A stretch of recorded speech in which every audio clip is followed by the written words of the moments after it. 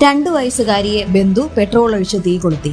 തൊടുപുഴ പൈനാവാണ് സംഭവം. കുട്ടിയെ രക്ഷിക്കാൻ ശ്രമിച്ച മുത്തശ്ശിക്കും പൊള്ളലേറ്റു. പൈനാവ് 56 കോളനി സ്വദേശിയായ 57 വയസ്സുള്ള അന്നക്കുട്ടി, കൊച്ചുമകൾ ദിയ എന്നിവർക്കാണ് പൊള്ളലേറ്റത്.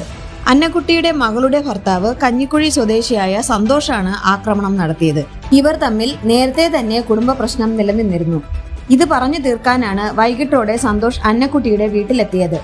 ഇരുവരും തമ്മിൽ വാക്കുതർക്കമുണ്ടായതോടെ ദിയയുടെ നേർക്ക് പെട്രോൾ ഒഴിച്ച് തീ കൊളുത്തുകയായിരുന്നു. നാട്ടുകാരാണ് ഇവരെ സമീപത്തെ സ്വകാര്യ ആശുപത്രിയിൽ കൊണ്ടുപോയത്. പിന്നീട് ഇവരെ കോട്ടയം മെഡിക്കൽ കോളേജിലേക്ക് മാറ്റി. ഇരുവരുടെയും പരിക്ക് ഗുരുതരമല്ല.